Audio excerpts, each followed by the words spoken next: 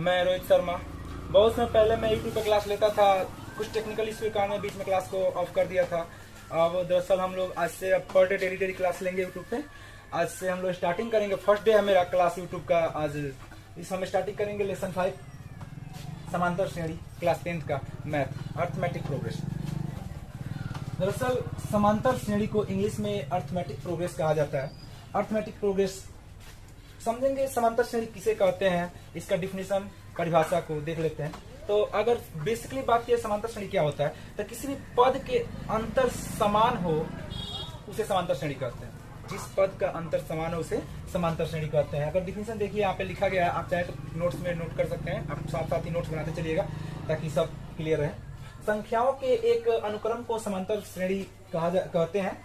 और समांतर श्रेणी किसे कहते हैं, थोड़ा इसे एग्जाम्पल पे समझ लेते हैं यहाँ पे। तो जैसे मान लीजिए कि अगर कोई मेरे पास एपी है, जैसे 2 4 6 8 डॉट डॉट एपी है। इस एपी में कैसे पहचानेंगे कि समांतर श्रेणी है कि नहीं है?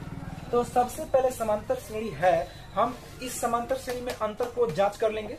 जैसे कि 4 में से 2 गया तो 2, 6 में से 4 गया तो 2, 8 में से 6 गया तो 2। जो ये अंतर समान निकले, यदि किसी पद का अंतर समान निकल जाए उसे हम लोग समांतर श्रेणी कहते हैं। अब ये कैसे होता है समांतर श्रेणी की जांच? तो इसके लिए हम लोग एक कॉन्सेप्ट देखते हैं। समांतर श्रेणी के जस्ट बाद इसको सर्वांतर क्या होता है, जिसको इंग्लिश में कॉमन डिफरेंस कहते हैं। कॉमन डिफरेंस क्या होता है? देखिए, जिस पद का अंतर समान हो उसे समांतर श्रेणी कहते हैं। जो उसमें समान अंतर निकलता है उससे ही हम लोग कॉमन डिफरेंस कहते हैं, यानी हिंदी में कहे तो समांतर श्रेणी का सर्व अंतर कहते हैं। अब सर्व अंतर आपका हो गया। जैसे मान लीजिए कि इसमें देखिए, दूसरा पद में से पहला पद को हटाएंगे तो फर्स्ट 2 निकला, 6 में से 4 घटाएंगे तो 2 निकला, 8 में से 6 घटाएंगे 2 निकला। जो समांतर श्रेणी में से अंतर निकल रहा है वही आपका कॉमन डिफरेंस होता है, समांतर श्रेणी। दरअसल इसके आगे देखते हैं कि नोट क्या करते हैं। तो सबसे पहले हम लोग शॉर्ट फॉर्म देखते हैं। कभी भी अगर अगर आप बनाते समय क्वेश्चन को समांतर श्रेणी तो लिखिएगा नहीं, शॉर्ट फॉर्म लिख लेते हैं, उसको इंग्लिश में एपी लिख लेते हैं। एपी का पूरा ही नाम होता है अर्थमेटिक प्रोग्रेस। वैसे ही कॉमन डिफरेंस को हम लोग शॉर्ट फॉर्म में इसे डी से सूचित कर लेते हैं। किससे? डी से। आप डी से सूचित कर सकते हैं या डी या तो कैपिटल डी से, दोनों में से कोई सूचित कर सकते हैं। अब एपी का प्रकार देखते हैं। तो एपी 2 प्रकार के होता है, एक इनफाइनाइट, एक फाइनाइट एपी होता है, एक इनफाइनाइट एपी होता है। यानी हिंदी में कहेंगे एक को परिमित और एक को अपरिमित। परिमित तो उसे कहते हैं जिसका एक निश्चित बिंदु हो, जैसे 3 7 11 15 19 23 टॉपिक लास्ट में जाके अगर उसका लास्ट वाला टॉप अंदर बंद हो जाए, यानी कह सकते हैं यहाँ पे एक समाप्त हो गया, एंड हो गया। ये जिसका आगे बढ़ नहीं सकता है वो अपरिमित हो सकता है। और जो लगातार प्रोग्रेस करते रहे, यानी कि अनंत तक जाए, या कह सकते हैं इनडिफाइंड है, उसे अपरिमित कहते हैं। और इतना कॉन्सेप्ट थ्योरी है, आप चाहे तो इसको नोट कर सकते हैं अपने नोट्स में, थोड़ा देर या तो स्क्रीनशॉट ले सकते हैं।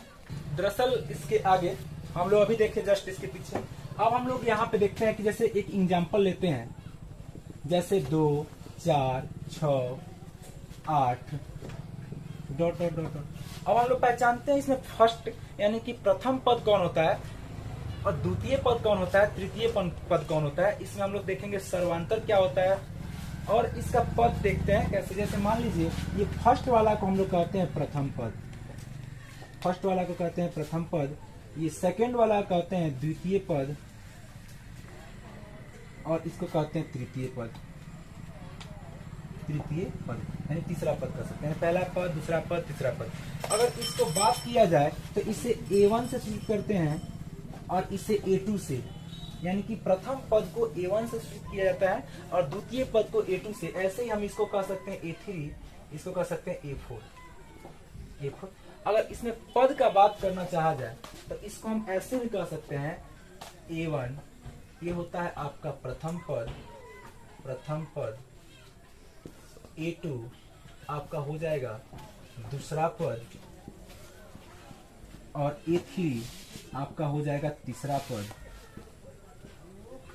ऐसे ही हम लोग A4 को चौथा पद कहेंगे, A5 को पांचवा पद कहेंगे, A6 को छठा पद कहेंगे। अब इसको हम लोग अपने डिजाइन से अब थोड़ा सा लिखते हैं, जैसे कि क्वेश्चन को सॉल्व कर पाए, हम उसको लिखने की कोशिश कराते हैं आप लोग को। जैसे मान लीजिए कि हम A1 को लिख सकते हैं A प्रथम पद, A2 को लिख सकते हैं A प्लस डी और A3 को लिख सकते हैं A प्लस 2D और A4 को लिख सकते हैं A प्लस 3D।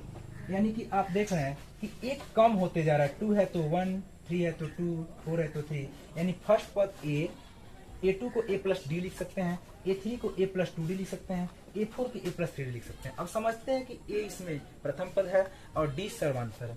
नोट करके आप लोग इस साथ में लिखते चलिएगा। इसको जस्ट हम जाते हैं आगे, देखते हैं हम लोग। तो जैसे मान लीजिए 2, 4, 6, 8, 10 डॉट डॉट, ये आपका AP। तो इसमें हम A फर्स्ट को मानेंगे और इसके बीच का जो गैप होता है उसको हम B मानते हैं, जिसे सर्वांतर कहते हैं, इसे प्रथम पद। अगर A बराबर हो गया आपका प्रथम पद, इसका अंतर जो है D, तो अंतर में जैसे कह सकते हैं, लिखेंगे कैसे, तो A2 यानी A1 A2 माइनस A1 कर देंगे तो हमारा जो आएगा वो क्या हो जाएगा, सर्वांतर हो जाएगा, सर्वांतर हो जाएगा। तो आपका A हो गया, D हो गया। अब इसी तरह हम लोग आगे देखते हैं, तो एक पद लिखते हैं, इसी A को हम कहेंगे प्रथम पद, और A और D को जोड़ेंगे दूसरा पद, A प्लस 2D तीसरा पद, A प्लस 3D चौथा पद और A प्लस 4D पांचवा पद हो जाएगा।